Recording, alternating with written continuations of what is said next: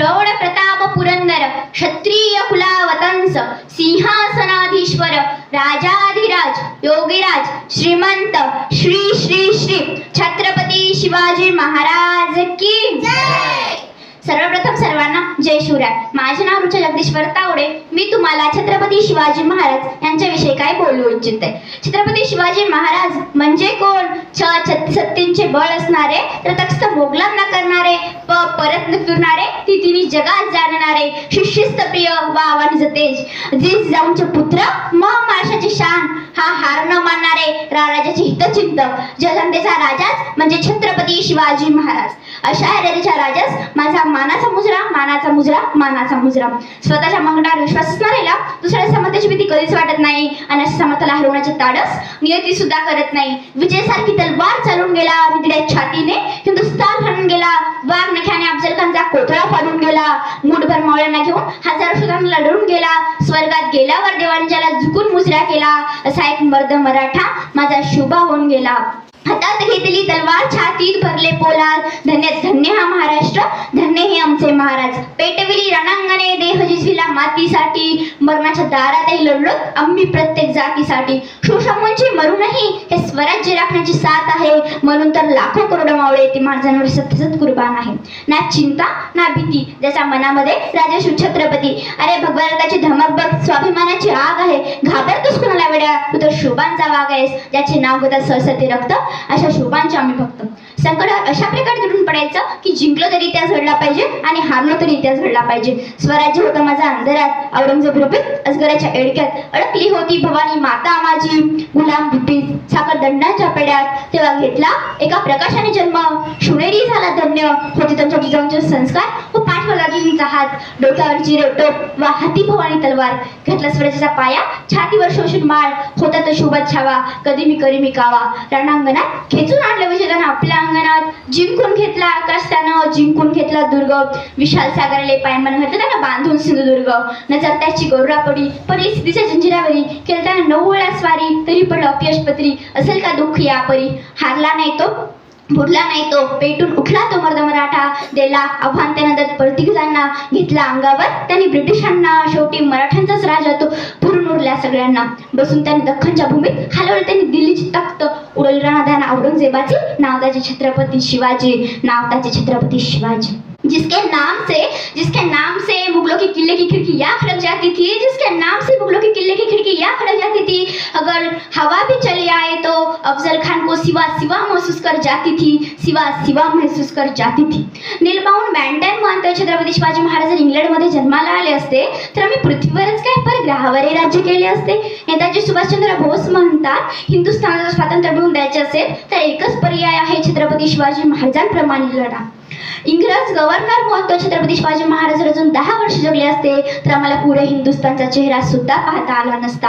स्वामी विवेकानंद म्हणतात छत्रपती शिवाजी महाराज हे नाव नाही तर त्याच्या तरुण पिढीसाठी ऊर्जा आहे, जी हिंदुस्थानला स्वातंत्र्य देण्यासाठी गरजेची आहे।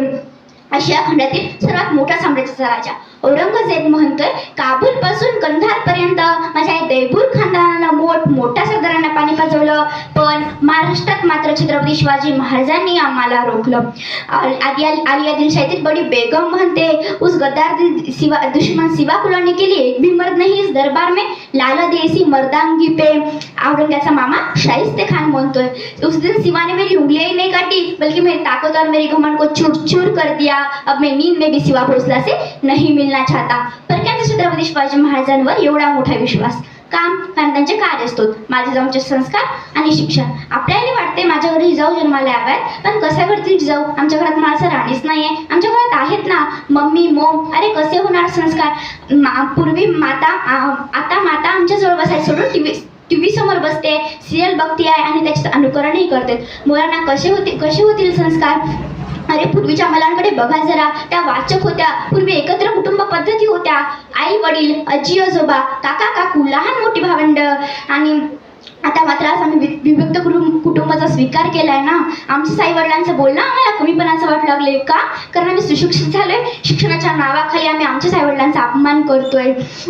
आम्हाला जिजाऊ हवे, पण तिच्यावर संस्कार करणारे वृद्धच नकोय. आता प्रत्येकाला तिच्यावर संस्कार करणारे वृद्धच नकोय. आता सगळीकडे महाराष्ट्रात एकच चर्चा रंगते, मुली परधर्मियांसोबत पळून चालल्यात. का? कारण त्याच्यावर संस्कार करणाऱ्या वृद्धांना मी घरातून बाहेर केलं किंवा आम्ही तरी घरातून बाहेर पडलो. का का एवढा मोठा त्याग, आणि तो पण आईबापाचा, ज्या बापाने मुलाच्या शिक्षणासाठी गावातली जमीन विकून शहरात घर घेतलं. भूमिहीन झाला तरी तो बाप म्हणतोय माझी मुलं खुश, माझे नातवंड खुश, अजून काय पाहिजे मला.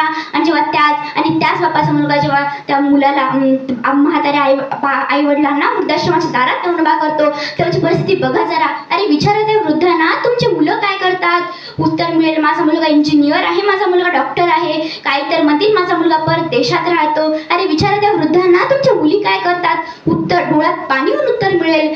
प्रेम विवाह करून कुठेतरी दूर राहतात, जिवंत आहे की नाही हे सुद्धा माहीत नाही. डोळ्यात दिसेल फक्त आणि फक्त पाणी. अरे प्रेम करावं ना, प्रेम करावं, कोणासारखं करावं ऐकाच मग. राजा 60 मावळीदा एका रात्रीच केला घेऊन तो म्हणणाऱ्या कोणाची फर्जंदाज सारखं प्रेम करा. राजा विशाल गाठा, जोपर्यंत तोफेचा आवाज येत नाही तोपर्यंत एका घरी मला सरकू देणार नाही. हा वीर ताना प्रेम करा. धर्मवीर छत्रपती संभाजी महाराजांसारखं धर्मावर निस्वार्थी प्रेम. आणि हे जमत नसेल तर राष्ट्रमाता राजमाता जिजाऊसारखं प्रेम करा, ज्या मातेने आपले सर्वस्व देव देश धर्मासाठी अर्पण केलं. छत्रपती शिवाजी महाराजांसारखं प्रेम करा. असं कसं प्रेम केलं असेल होत्या. आणि आज आम्ही काय करतोय. असो, छत्रपती शिवाजी महाराजांच्या काळातला एक छोटासा प्रसंग मला तुम्हाला सांगावासा वाटतो. आता छत्रपती शिवाजी महाराजांनी राजधानीसाठी रायगडा किल्ला निवडला होता, तेव्हा त्यांनी रायगडाच्या बांधकामाची पूर्ण जबाबदारी हिरोजी इंदुरकर यांच्याकडे दिली. हिरोजी इंदुरकरांनी त्यांचे बांधकाम सुरू होते, पण काही दिवसात त्यांचे सगळे पैसे संपून गेले. तर तेव्हा रायगडाचे बांधकाम न थांबवता त्यांनी त्यांची गावातली जमीन आणि त्यांचा वाडा विकून जेवढे पैसे येतील तेवढ्या पैशाने त्यांनी रायगडाचं बांधकाम सुरू केलं. शेवटी रायगडाचं बांधकाम झालं तेव्हा छत्रपती शिवाजी महाराजांनी ही गोष्ट कळाली. तेव्हा त्यांनी हिरोजी इंदुरकरांना विचारले तुम्हाला काय पाहिजे, कुठली देशमुखी पाहिजे की जहागिरी पाहिजे. तेव्हा हिरोजी इंदुरकर म्हणाले मला देशमुखीही नको, मला जहागिरीही नको, फक्त रायगडावरचं जगदीश्वराचं मंदिर आहे ना त्याच्या पायरीवर माझं नाव कोरा. आणि तेव्हा छत्रपती शिवाजी महाराजांनी त्यांचं एका पायरीवर नाव कोरलं. तुम्ही आता सुद्धा रायगडावर गेल्यावर तुम्हाला दिसेल रायगडाच्या ठीक समोर एक जगदीश्वराचं मंदिर आहे आणि त्याच्या पायरीवर असं लिहिलेलं आहे की सेवेसी तत्पर हिरोजी इंदुरकर. मला म्हणावंसं वाटतं की अफजल खान औरंग्याचा वडील शाहीजाने आपल्या बायकोच्या प्रेमासाठी ताजमहाल बांधलं आणि ताजमहाल बांधणाऱ्या कामगाराचे त्याने हात कापून स्वागत केले. आणि एका सरदारने रायगड किल्ला बांधला, माझ्या शिवरायांनी त्याचं नाव कोरून स्वागत केलं. असा एकमेव राजा म्हणजे छत्रपती शिवाजी महाराज. आपण आपल्याला महाराष्ट्राची पुण्याई होती म्हणून छत्रपती शिवाजी महाराजांसारखा राजा इथे जन्माला आला. छत्रपती शिवाजी महाराजांना आधी 50 वर्षाचं आयुष्य मिळालं, पण त्या 50 वर्षाच्या आयुष्यामध्ये त्यांनी 360 किल्ल्यांचं स्वराज्य स्थापन केलं. म्हणजे महाराष्ट्राच्या भाळ्यावर अभिमानाने सांगावे असा इतिहास माझ्या राजाने लिहून ठेवला. आणि त्याच गडकोटांवर मात्र आम्ही विचित्र प्रकारची नावं लिहून ठेवतो. हे बघून असं वाटतं हे कुठेतरी चुकते. छत्रपती शिवाजी महाराजांचे पाऊल ज्या गडकोटांवर लागले तो गडकोट एक स्वारच झाला पाहिजे, पण आता आम्ही समुद्रात स्वार उभी करायचं स्वप्न बघतोय आणि गडकोटांवर मात्र दुर्लक्ष करतोय. हे बघून असं वाटतं हे कुठेतरी चुकते. आम्ही आमच्या गाडीवर आपली मानाने लिहितो राजे छत्रपती शिवराय. अरे बघतोस काय मुजरा कर, पण जेव्हा तीच गाडी संध्याकाळी एखाद्या बिअर बार समोर उभी दिसते तेव्हा असं वाटतं हे कुठेतरी चुकते. शिवरायांनी आपल्या सैनिकाला आदेश दिला होता की शेतकऱ्याच्या गोताच्या काडीलाही हात लावायचा नाही, पण आमचा हा शेतकरी बापच आत्महत्या करतोय. हे बघून असं वाटतं हे कुठेतरी चुकते.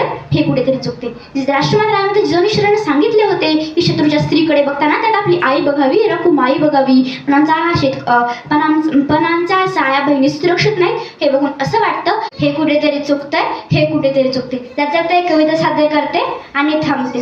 गाजविला प्रतापासा झुकविली जुलुमशाही, धन्य तुम्ही जाऊ छत्रपती शिवरायांच्या. संस्कार तुमचे थोर घडविले